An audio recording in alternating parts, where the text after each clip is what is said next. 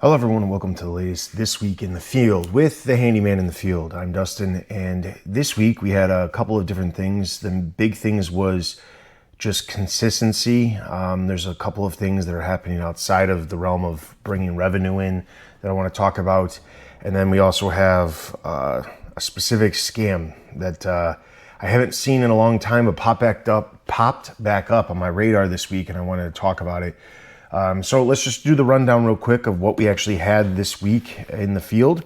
Monday morning, I didn't specifically have anything scheduled for the day as far as like on a specific time at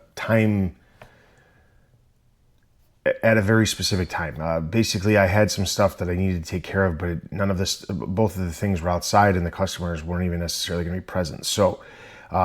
I had a friend of mine call me to ask if I was available to help out with something in the morning. It was just basically moving a couch out of his living room, and then I caught up with him for a little bit.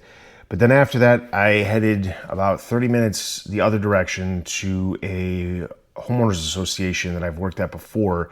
I've done a couple of different things for the association, and I've actually worked individually for some of the residents of that HOA as well. On various projects. But this specific time, I was contacted by one of the members of the HOA, and they said that this was actually Friday, the previous week, that they contacted me and said that one of the residents had a piece of trim at the peak of their garage. All of the houses they're all ranch styles, but they all have basements, but it's a neighborhood that attracts an older crowd just because they all are really nice places, but they're ranches. We have a lot of neighborhoods like that in our area, where you have the big family houses with multiple bedrooms, and then you have the smaller places that have maybe 3 bedrooms, or they don't go as low as 2, but they're smaller places. They're very nice, and they're popping them up all over the place. There's a couple of them here in my town. There's a couple in the next town over. This one is just a little bit further out. So basically, that was pretty straightforward. There was a piece of aluminum trim that had been blown, the wind caught it at the right point and just pulled it off, and it was kind of flapping. So it just needed to be reattached, and then the holes needed to be adjusted so that way it lined up perfectly. But for the most part, it was a very straightforward job. The thing that the HOA is responsible for all the stuff on the exteriors of the house. So the HOA takes care of all of that. They have really high dues in that subdivision as far as their HOA goes, but they maintain things like painting. They maintain things like the window caulking. The only thing I know that they don't do is they don't do anything with deck repairs. Almost every unit has a deck or a patio, but they do not actually do anything with maintaining the decks. Because the decks are all vinyl and they wouldn't be painting them. So it's just a matter of if there's a problem with the deck, you have to get that repaired yourself. But they maintain everything else on the outside of the buildings. So that was pretty straightforward. The reason why they asked me to do it was, 1, because I've already worked there a couple of times, and 2, I have a relationship with them, but they also knew that I could get it done quickly. So the biggest thing is I just needed to have my longer ladder out with me in order to be able to do it. Once that happened, I was able to get in and out of there pretty quickly. It was only about 30 minutes. The board member who actually contacted me, they reached out, or they actually came out while I was there and said, thank you for coming out so quickly. So that job was $150. That was just, like I said, my minimum service charge. I did actually call them. When she called on Friday, and when I talked to her, she said, are you able to take a look at this and see if it's something you can do? At the time, I was thinking I might be able to go out there, but then I thought, if I could go out there and get it taken care of, I'd rather just have approval to get it done and for the price. I figured it wasn't going to be more than the minimum just because of how little amount of time it was going to take. There's obviously a certain liability because I'm using a longer ladder and putting it up on the side of the house. But for the most part, I figured it would be straightforward. So I called her back actually Monday morning and told her, I know I said I was going to be able to get out there, but because of the weekend, I wasn't able to get there. However, I'm pretty sure it's something that we can take care of. If you have the ability to prove the minimum service charge, then I can certainly get out there and take care of this. And then because I get out there and take care of it right away, then you don't have to worry about anything else. So she approved it right away. So that's why I was able to go out there pretty much immediately. After that, I had to go back for the siding job that I did a couple weeks ago. And the reason why was because the siding itself was not lining up properly. When they installed it, it's just not, the lip that has to get into it it's just not perfectly lining up. So I did a little bit of research. I found this. They're sold online. You can get them on Amazon. You can get them on Home Depot. I don't do a ton of siding repair, but I know that this is going to keep coming up because siding stuff, there's a lot of houses that have vinyl siding. So essentially you have these clips and you are able to essentially extend the lip. So it brings the lip down so that way you can get the piece above it higher. So I needed to order these before I could go back because originally when I got it, it was loose, but I was concerned on whether or not it was actually going to hold. Everything clipped back in when I went out there, but the problem was that I knew that if there was a big windstorm, it could immediately undo it again, and it did. So as soon as he told the homeowner told me that it came back apart, well, one of the two that I fixed came back apart, I was like, well, I'm going to get these clips and then I'll just have a box of them just in case something like this happens in the future, but then I can go back and take care of that. So that job previously, I'm not counting that in my weekly total, that job previously was $180. I was only there 30 minutes the first time. This time I was also only there for about 30 minutes. So it's still profitable. It's just the issue is I obviously had to drive there twice. So there was more mileage related to that job. But it's fixed. They were happy with it. So that takes care of that. And that's it for Monday. I didn't have a lot of stuff. I ended up coming back to my own house and I ended up working on my basement for a little bit. I needed to try to get one of the long walls where my electric panel is located done so that way I can get the electrician in to move the electrical panel. So that was the main thing that I was trying to take care of because I had the time. I don't have a lot of time and I have a lot to do in the basement.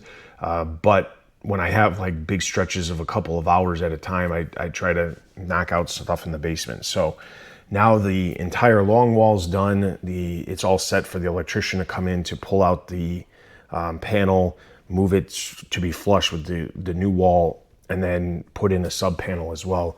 And then hopefully that'll get done in the next couple of weeks. But then I got to move over to the far wall where there's I got to build a new wall on that wall so that I can start building the shelf system that I'm putting in for that storage room.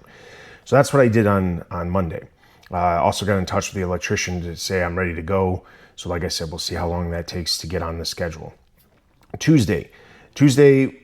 So Tuesday was an interesting day because this was the job the previous week on Tuesday that I was supposed to do that was outside and I had to cancel it because of the weather. But I did show up to the person's house and basically explain, I understand that we had an appointment. I didn't cancel it because I was waiting to see, but literally right before I showed up to the job, it had been pouring for like 2 hours straight and everything was flooded. So it wasn't something I could work outside on. Now, what she specifically wanted done was she had some trellises, she made some custom trellises on the side of her house to like make the brick wall for her garage less obvious, just look nicer. But there was a couple of pieces that had popped out of the wood just because of settlement during the winter and movement. So she wanted some of that repaired. There was a piece that needed to be replaced because it had cracked. And then there was a couple of beams that had come undone as well. So she wanted that done. Then the other thing that I was supposed to do while I was there was I was supposed to fix a swing set. She's got one of those really, really nice swing sets made of red cedar in her backyard that's been stained and it's been there for a while. When I say really nice, I mean like these swing sets are like 10 grand. They're not like the typical ones you can buy at like,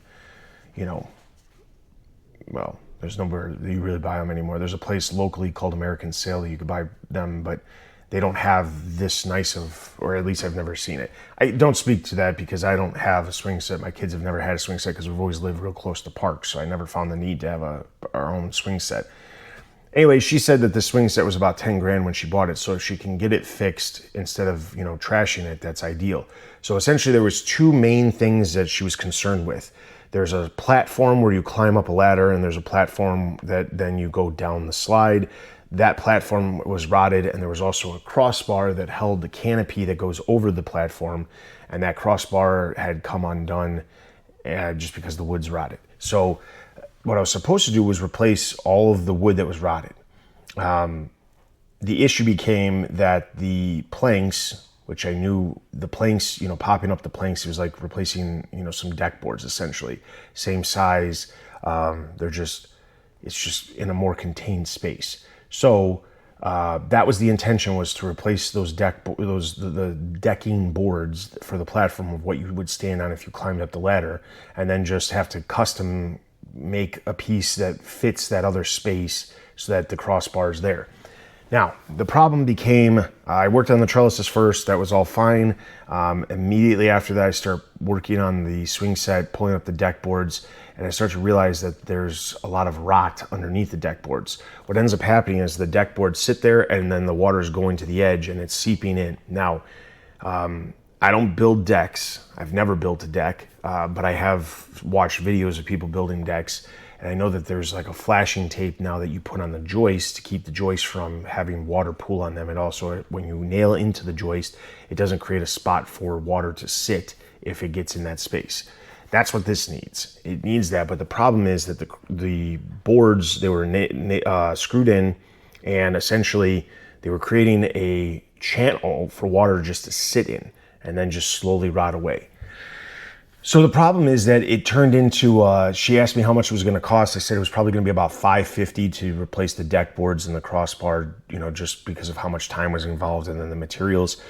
And then once I got all those deck boards off, it became a much larger project, because at this point we have the two main beams that are actually holding the weight of the entire system, because they're going like this, but then there's a beam going up to the top point that holds the swing set. So everything's weight, all the weight is on these two beams, and those beams are slowly rotting away.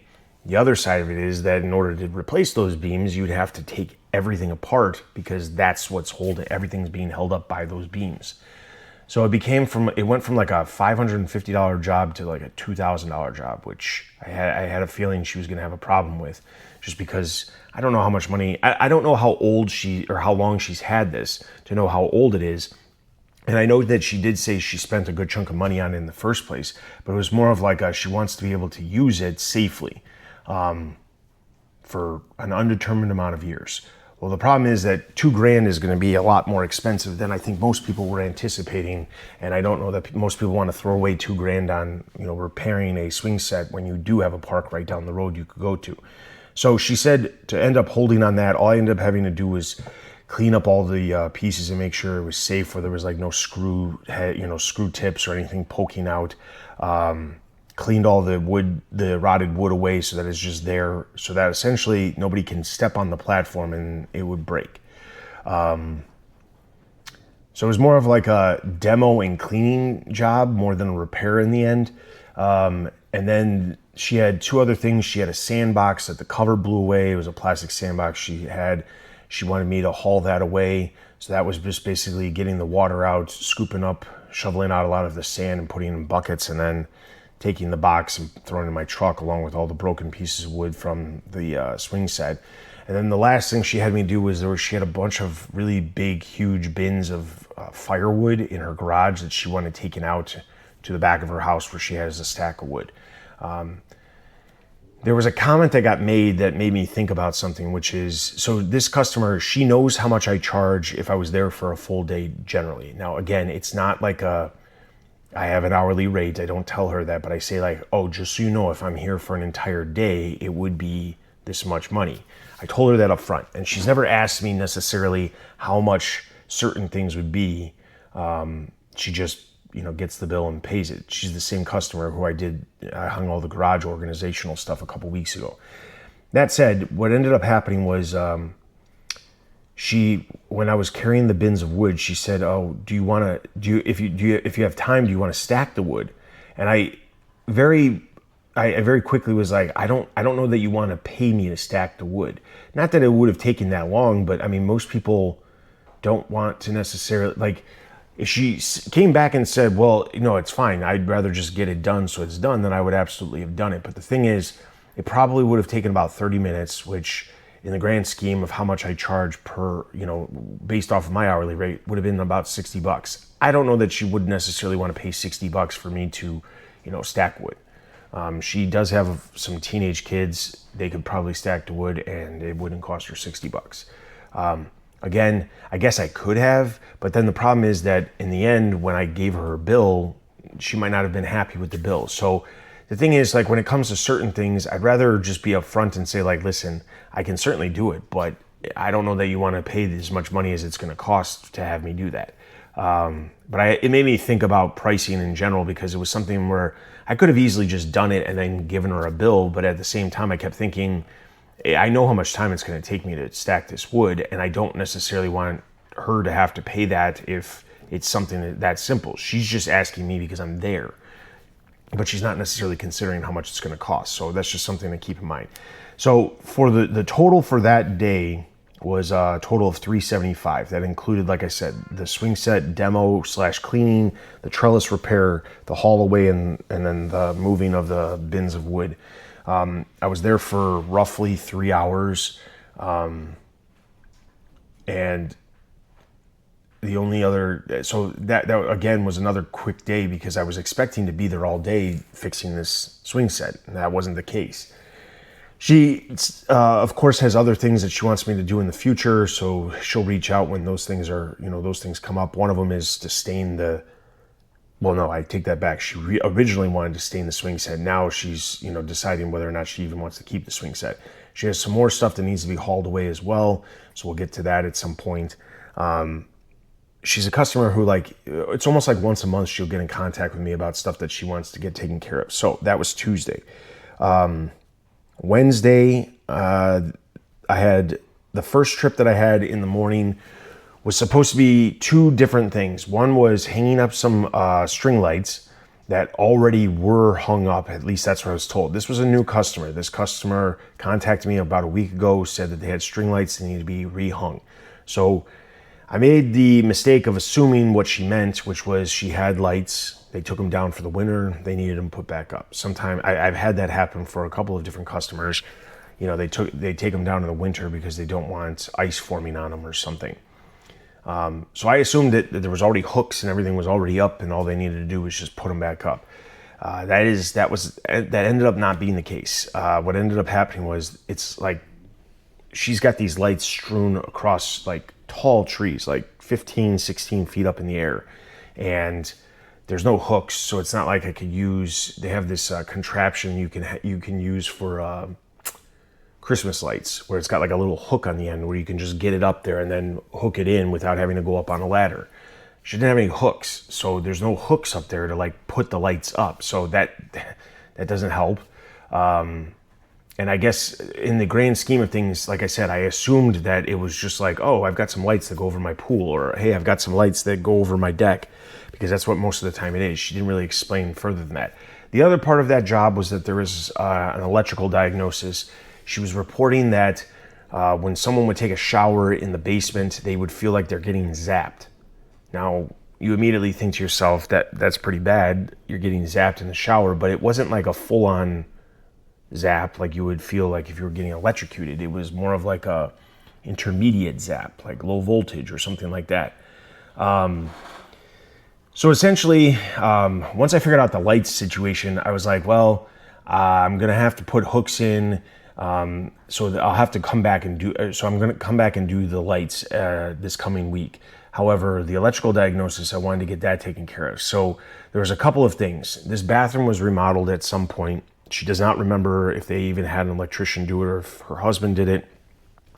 But this is what the bathroom is. You walk in, there's a set of 4 switches. The fixtures are, there's a vanity fixture above the mirror. There's a light fan combo above the toilet, which are on separate switches for the light and the fan. And then the other one, there's a recessed can light directly above the shower. The shower actually got brought down about 6 inches in order to fit that can light in there. So the ceiling in the shower is a little bit low. So essentially, it was just trying to figure out what the situation was, determined that the GFCI, and then there's a GFCI outlet above the toilet. The GFCI outlet is not, protecting the lights at all. And when I looked at the panel, it was very clear that there's no GFCI breakers in the panel. So essentially what it looks like is that they connected the lighting for the 3 lights and the fan to the existing lighting circuit for the basement.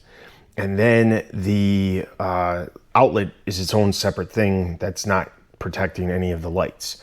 So then I took apart the can light, found some corrosion on the side, realized that there's moisture that's getting up inside of there. There was also a burn mark on the light itself that would show signs of like there's an arc, or at least heat, a large amount of heat because of the marks. Not like straight char marks, just like heat marks on the actual the wire housing. So that light's going to have to get swapped out because the light that's got, or the wire that's got the marks on it, it goes up to the actual the little, I don't know what it's called, the little box that changes the power. It's not the junction box. It's that other one. You find it in fluorescent lights too. They always have like this, the word's escaping me. I can't remember, but it's this box that essentially just, transfers the power to the light bulbs.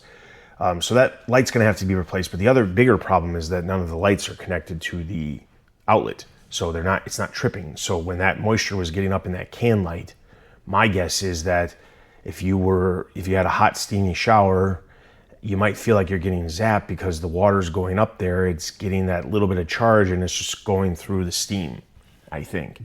I'm not an electrician, but I know that the lights are supposed to be GFCI protected. And should be tripping if moisture was getting up there and it was causing issues, and it's not. So I ended up referring an electrician that I know in the area. It's actually the same electrician I'm using for the basement project, moving the electrical box, and he's also working for another one of my customers on the other side of town, fixing an issue with their electrical box as well. So we're just trying to knock out those different things. So he'll take care of the electrical issue. So all mine was the diagnostic, but there's no charge because I got to go back to do the lights. So she had actually had a whole list of other stuff. She wants to change out a vanity in a bathroom. Her laundry sink needs to be replaced. And there was a set of doors, although I don't think she's going to do the set of doors. She has a set of French doors inside the house with glass in it that opens up to the master bedroom, and the dog chewed the bottom of the door.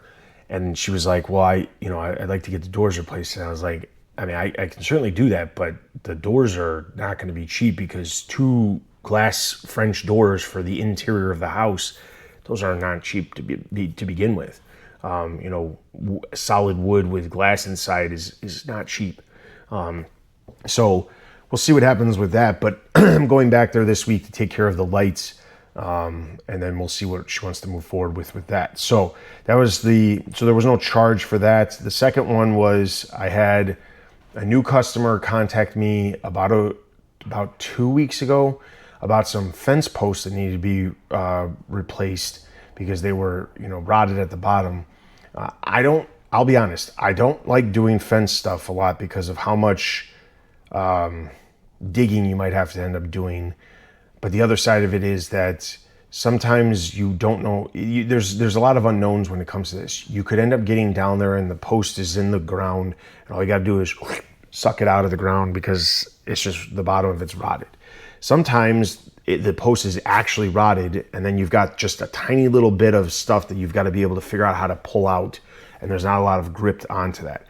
And then the other times you've got a pile of concrete that is holding the post, and there's no way to pull the existing post out, and the only way to get it lined up is to break down the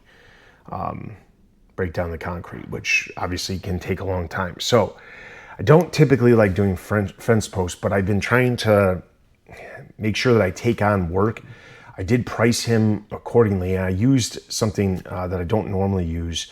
Instead of trying to figure out an hourly rate, for this. I tried to use ChatGPT to find out what a normal price would be, and the suggestion was to price it at $650 for 3 fence posts, with the cost of the fence posts and all the other materials you would need. I don't typically use cement in our area because cement has a tendency to heave, and that causes problems. So what I have been using for a while, and I have yet to get it, I have yet to get any callbacks about this issue, but I use the Sika fence post repair foam, and as long as you get foam in like underneath where the existing mud is, and you're not just having like this big bowl where the foam is sitting there, is if you have something where the foam can get into the other spots, the foam doesn't move. And once it hardens, I mean, it's almost as hard as concrete, if it isn't already, but it gets pretty close to that. So ChatGPT said for $650, and I replied to the guy and said, $650 for 3 posts. He goes, oh, I only have 2, so it'd only be like $475. And I was like, yeah, that's fine. 2 posts, $475. That's fine. In my mind, I thought, okay, so 2 posts, and he did say he had 1 post, so I just needed to get 1 additional post. So what ended up happening was, we've had a lot of rain recently, and it's been super muddy. And the problem is that digging in the mud just makes a mess. So I was trying to find a time to get over there where it wasn't so muddy. And this week we didn't have as much rain, but it's just been taking forever for the rain that we have had to like soak up and dry out.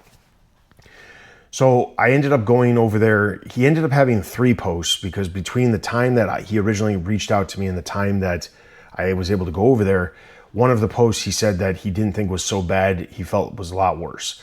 So what essentially happened was there was 2 posts right next to each other that were rotted completely away at the bottom. They just were in bad shape.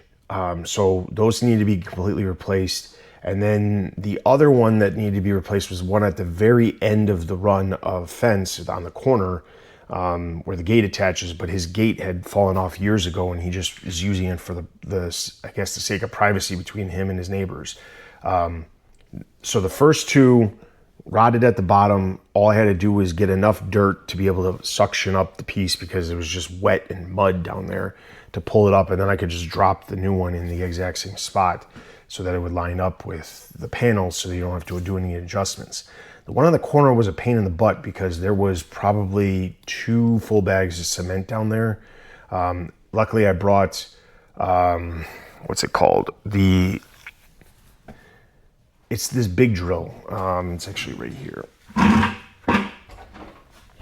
It's this big drill that I bought a while back. Okay, let's see. It's a rotary hammer, SDS Max. And essentially I've got a bit that goes on here that's like a jackhammer bit.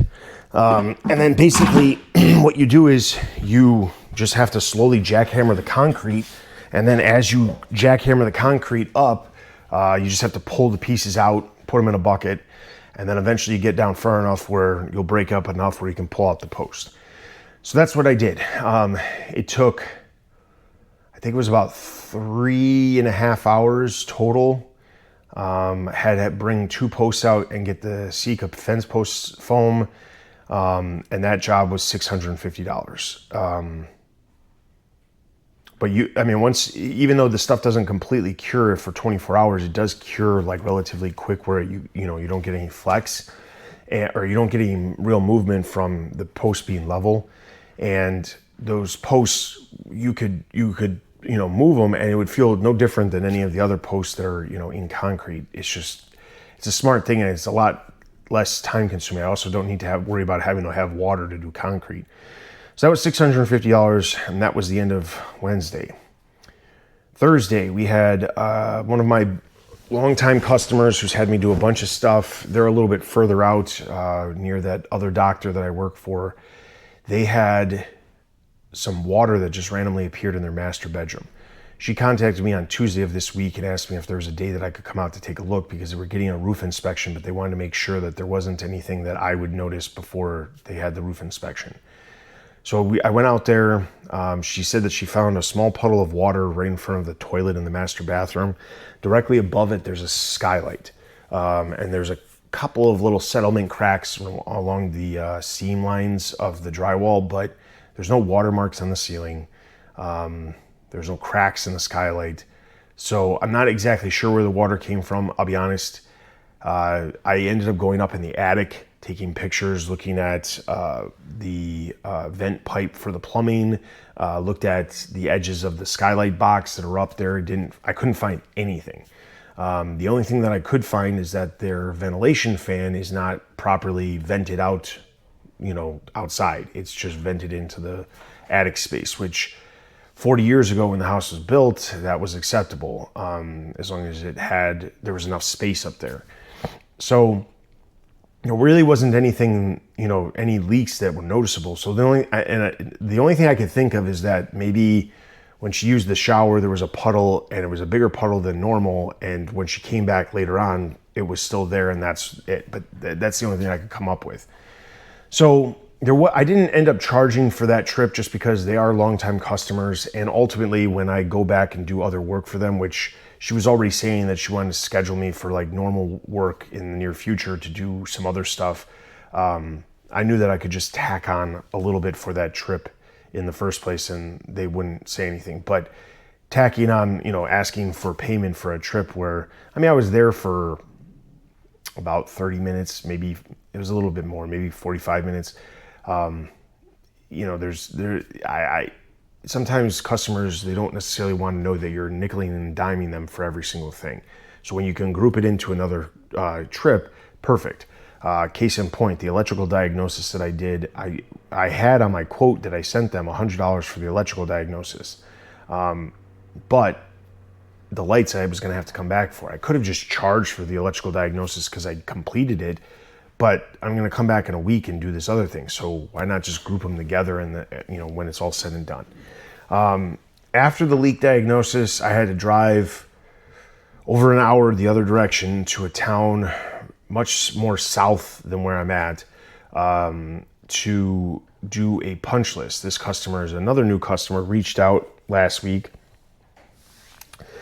and they just moved into a house. It's a nice house, 3 bedrooms, 2.5 baths, all one main level. I'm pretty sure there's no basement, but it's a nice house that they moved into, and they just had a bunch of like miscellaneous things that they needed done. So when I talked to her on the phone, she specifically said there was like hanging a mirror, hanging some pictures, hanging curtain rods, and I was like, oh, okay, that's fine. So I quoted her a day rate, which for me is $750, which is 6 hours at $120 plus $30 travel. And I may be adjusting that in the near future, but that's what I ultimately did. And I don't have an issue with that, mostly because I don't want to necessarily work more than 6 hours. If I was working a full 8 hours, then certainly I would probably charge more, but I made sure that I said the day rate includes 6 hours. The only catch was that I told her she needed to send me a list of the stuff that she wanted to do, and to be honest, I got the list, she sent it to me. I read probably the first 10 items on the list, and every single one of them was curtain rods, pictures, and there was a lot of curtain rods in different rooms. I made the mistake of not reading the entire list until the morning of, when I was getting my truck ready for the stuff that needed to go with me, and found out at the very bottom of the list it was replace door hardware, install exterior shutters, and replace mailbox. And I did not have any idea of those items. And the thing is, I would have needed clarifying things. Replacing the mailbox could be as simple as take the old sleeve off, put a new sleeve on, depending on what they want. It also could be like, oh, I have to put in a whole new post because there's no post. Exterior shutters, you need to know what you're going into. Are you going into brick? Are you going into vinyl? And I didn't know that stuff going into the job because there was no pictures of that stuff. She did provide a bunch of pictures of a bunch of other things, but not specifically of those items. So there was also a fine line of whether or not I was actually going to be able to get everything on this list done in a day, which she was already aware of and said that there was probably a day and a half of work that she wanted to have done and she didn't think I was going to be able to get it all done in a day anyway. So I knew there was a little bit of leeway of if I got the vast majority of the list done and not these few things that would require more time or other aspects of knowing how, what needs to be done, I could probably just push those off to a separate visit and it wouldn't matter because there was just so many other things that were completed. So that's exactly what I did. So we did a couple of things. We took a mirror down in the guest bathroom and put up a new mirror. The new mirror was extremely heavy.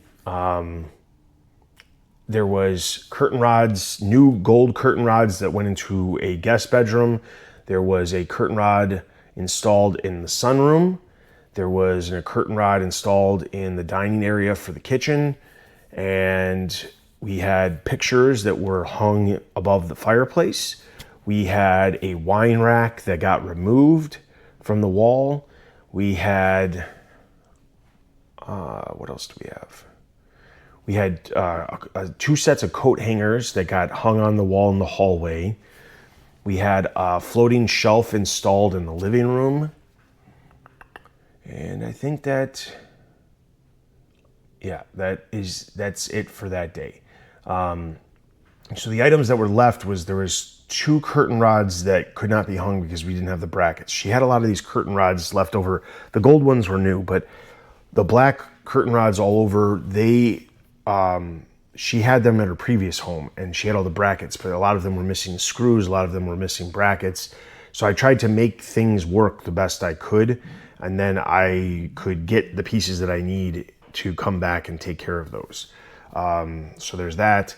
I did end up doing the door hardware, although it didn't turn out, it's not because of what I did, it's because the old hardware and the new hardware, they did not line up in the same spot, and whoever painted her front door did not take the hardware off like they should have.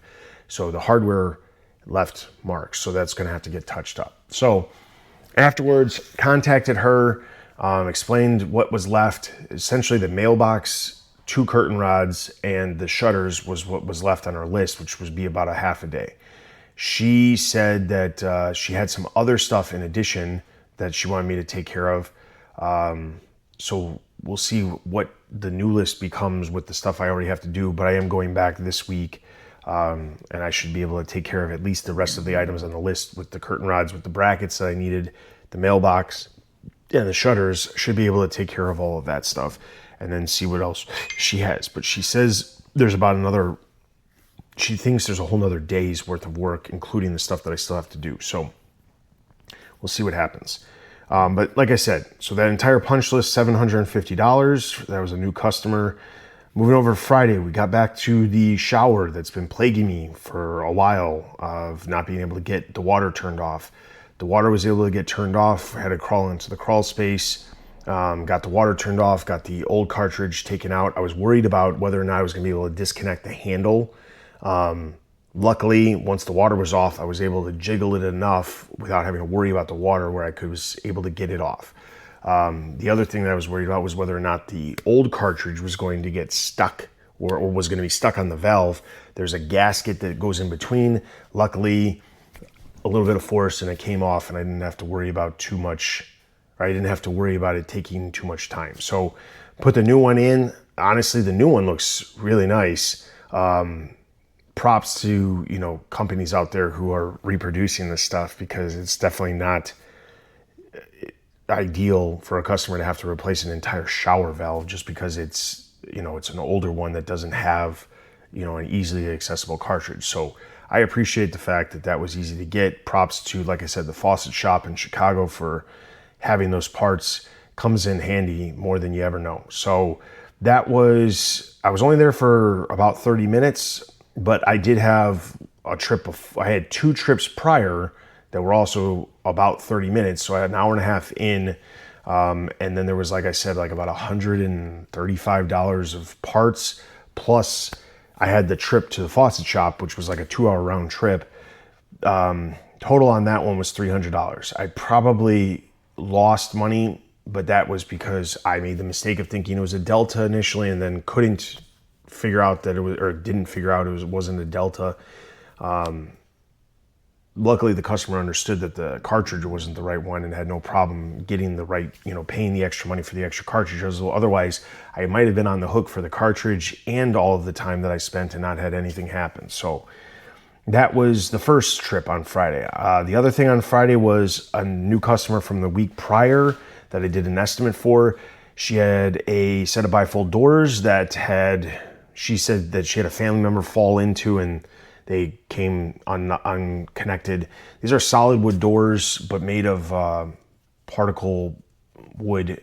They're nice doors, don't get me wrong, but they're not hollow. But it is not like an actual like oak door or something like that. It's made of particle wood. The doors, it was pretty straightforward. It was just trying to like fix, put everything back up, line it all back, have to bend some pieces back in place, re-secure everything. There was a set of hinges that fell off one of the doors. So that went relatively quickly. It's just those doors were heavy. It was a pain to try to like maneuver those things because they're just so heavy. The idea of having bifold doors that are that heavy is kind of nuts because the weight of the doors is only held by the single point at the bottom, that pivot point in the corner.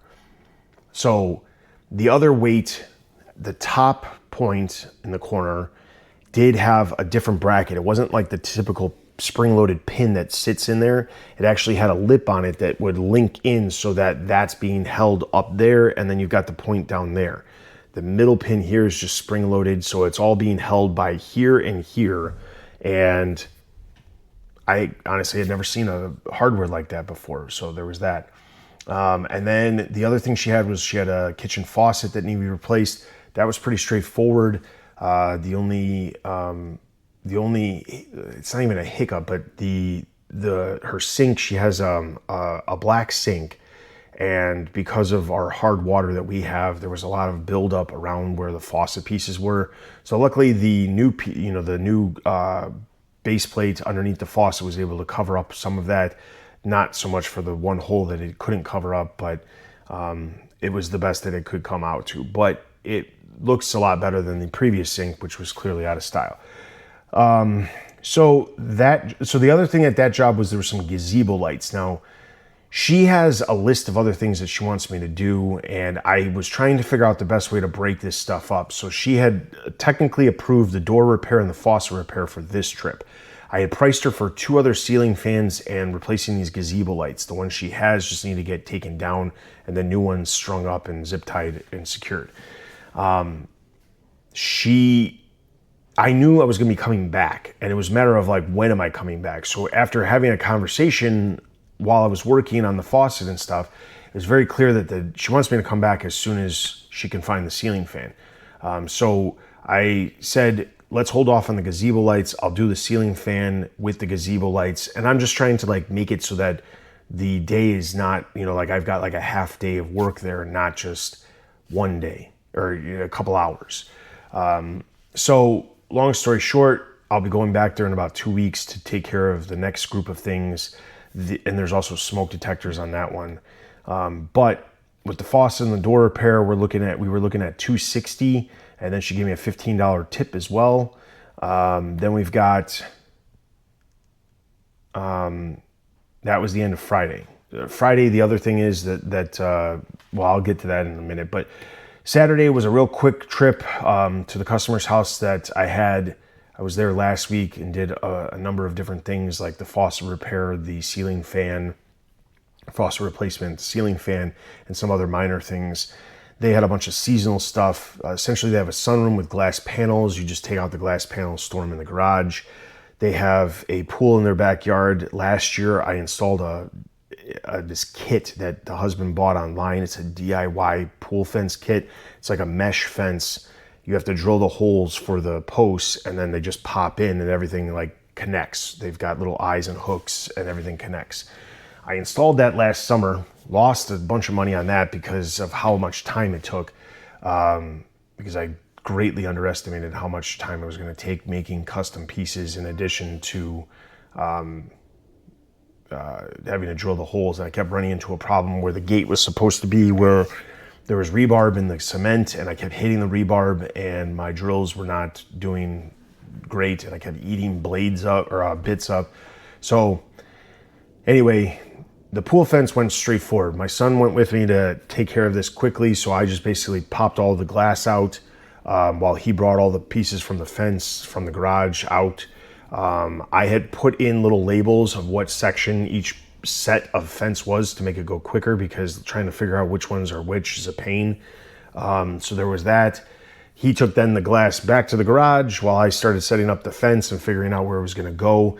Meanwhile, the other thing we had to diagnose was they have a pool pump. They have a cover that stretches over the pool, and they have a pool cover pump that was not, there was just an insane amount of water on there and wasn't going anywhere. So figured out it was a tripped outlet, fixed the, just reset the outlet. That one was going, and I set up an additional pump of mine to get more water off, just to try to get it moving a little bit quicker while we were setting everything up. Got the fence installed. We were only there for about an hour. It was very quick. That job was a total of $200. And that was just essentially minimum plus the labor for my son to be there. And that's it. So a little bit extra because there was some zip ties, other miscellaneous stuff, but I don't actually factor that in. It's just more of like when I do the seasonal stuff, it's about 180 what I charged them last fall. This time it's a little bit more, but I also had a second pair of hands to make it go a little bit quicker.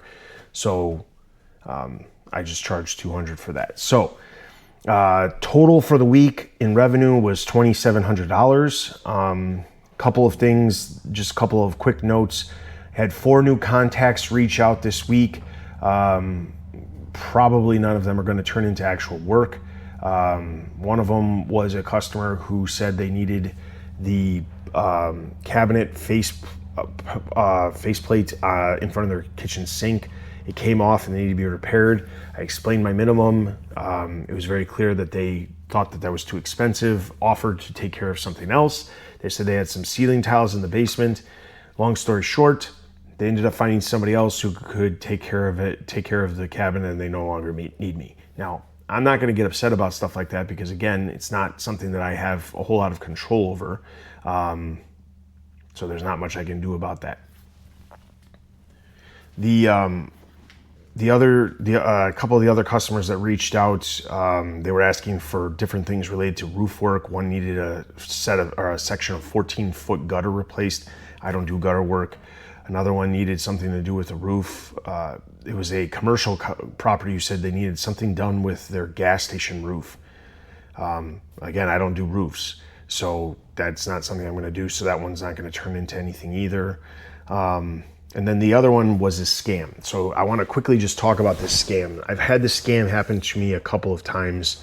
I've never fallen for it, but in the beginning, when the very first time it happened, it got me really excited to the point where, like, when I figured out what it was very disappointing. Essentially what was going on was they contact you and they say they need some work done. They give you a long list of things that need to get done. In the past, it was, we needed the entire house painted because we're moving into this house. Okay. I quote them a price. They say that's fine. Then you start to understand, one, they say they're not living at the house. They're going to be moving into the house. They need this done by a very specific date, and they need the work completed, by this specific date. And then what ends up happening from there is that they then proceed to tell you that they're going to mail you a check for the entire amount of what you're asking for the work. And in turn, they're going to make the check be priced higher than the actual amount because they have movers that are going to be bringing the paint, and you're going to give them the overage of the check that they're paying you. That's never something you should ever think about doing. So at the time, the first time this happened was a paint. And I kept thinking, wow, why wouldn't I just pick up the paint? And then I thought, well, okay, maybe they have paint left over from the last house that they were at and they want to use that paint.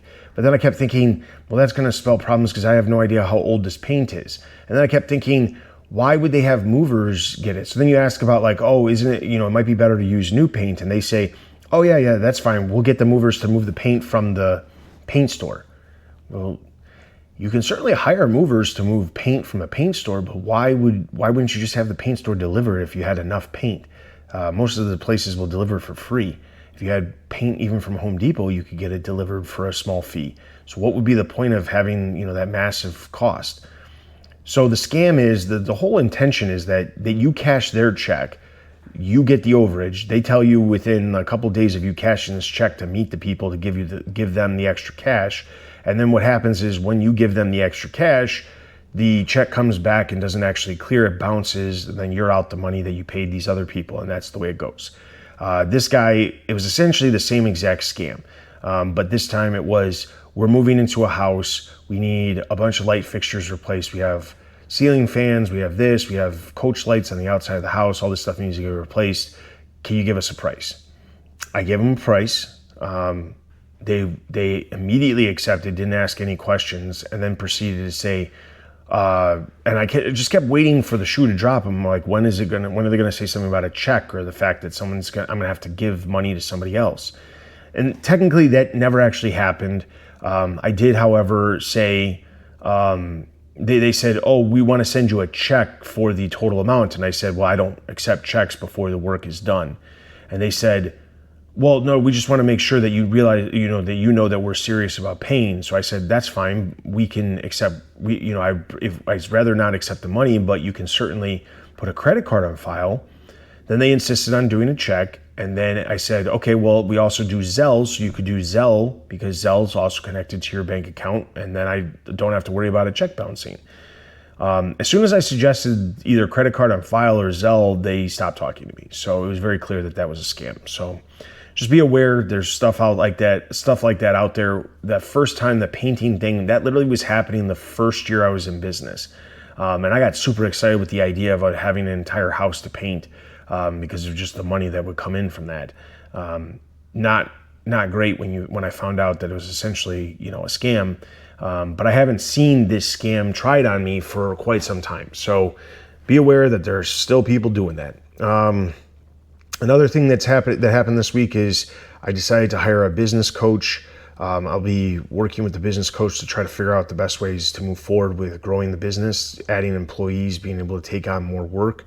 So that's something that I jumped into this week. The business coach, I'll be meeting with them. It's actually like a group program. It's not just you and an individual coach. It's a group of people that are also in the same situation you are, also trying to grow their businesses as well. So you all collectively work with each other along with the business coach to try to figure out the best ways of moving forward with growing your business. So that started. I had a call with and a couple of conversations on Facebook with the business coach. Signed up for that, and that starts this coming week for an hour and a half to 2 hours every single week. So I've got that. And then the other big thing was, I don't remember if I ever brought this up, but one of the properties that I work on for the property management company, there was this big job that they had me quote out for some railings being replaced and some repair work on an overhang on the backside of the building. And they asked me to quote this out back in February, and I gave them a price of about $2,400. And at the time he said, I'm going to work trying to get this approved. In the meantime, I'll let you know when something else comes up. That's fine. What ended up happening was he got approval this week. So that estimate has now been officially sent over to the property management company for approval. So then once I have a signature on that, I'll get the parts ordered for that. That's probably a 2 to 3 day project that I'll have coming up here soon. But I did put in the quote that it's a 3-week lead time just to make sure that, one, I can get all the parts, and two, I'm not putting myself in a position where I need to be doing it immediately, and then I can't fit it in because of how much work is entailed. It would be best to have 3 full days to take care of it, but I need to have at least a day and a half to get the old rails removed and the new stuff put on without having any issues, and then I can come back and collectively finish everything up if I needed to. But I prefer just to have a huge stretch of just doing it all at the same time. This coming week, I have jobs every day except for Monday, and I'm going to be using Monday. I'll probably be working in my basement for a little bit, but I'm running into a completely separate thing with my truck. I am essentially getting a new truck here in the next week. The truck that I've had for just under 3 years. It's been having some transmission issues, and every time I bring it to the shop to get it fixed under the extended warranty, they're not able to actually fix it. And I keep running into these problems where my car is telling me, if you don't get it fixed, you won't be able to shift gears. I need to obviously shift gears. I also need the truck on a regular basis. So essentially I'm trading this truck in, getting almost exactly what it's worth from what I still owe on the vehicle. And then the new truck is going to then be applied towards, just basically it's essentially like wiping this truck clear and then having a new loan for the new truck. But the truck payment, my interest rate is going to be significantly lower than the one I had for this. And my payment's going to be exactly the same amount for the exact same term that I originally had. It's just now it's going to be 3 more years of having the payment because it's a newer truck. So that's something that's going to be happening. It was supposed to plan on happening on Wednesday or on Monday, but that's not looking like it's going to happen due to an issue with the check from the bank not arriving until late Monday anyway. So I might not be able to get that taken care of until Tuesday. But that's probably what's going to happen with this vehicle this week, is that I'm going to end up having to swap out my stuff and making sure that it works in the new vehicle. It's the exact same truck. It's a higher trim package, but other than that, it's the exact same truck, just newer. This is a 2023. The new one's a 2026. This is a Chevy Silverado RST Z71. The new one is a Chevy Silverado 1500 High Country. So it's the same thing, just in different trim. The one plus that I really am looking forward to is that the new truck, the higher trim package, has folding mirrors, which I appreciate greatly because my mirrors stick out pretty far. And then the other thing it has is cooling seats, the ventilated seats. So lots of things happening here, lots of things going on. This week I also have, I'm going back to the BNI meeting to basically just do a second visit, and then I'll probably most likely be joining that as well, which then will hopefully bring in some more business as well so that we can keep getting these revenue numbers up and then ultimately make our profit higher. So with all that being said, hopefully you guys enjoyed this week in the field. I know this one was a longer one. There was a lot of stuff going on, a lot of jobs, a lot of multiple jobs per day rather than just one full job every day. So hopefully you guys enjoyed hearing what's been happening this week in the field. I've been the handyman in the field, Dustin. Please like, subscribe, leave a comment. Any comments you guys leave, I'll be sure to respond to. If you have any questions or things that you'd like to know more about related to the stuff I'm talking about, or more details about anything, please let me know. With all that being said, I've been Dustin. We'll see you guys next time.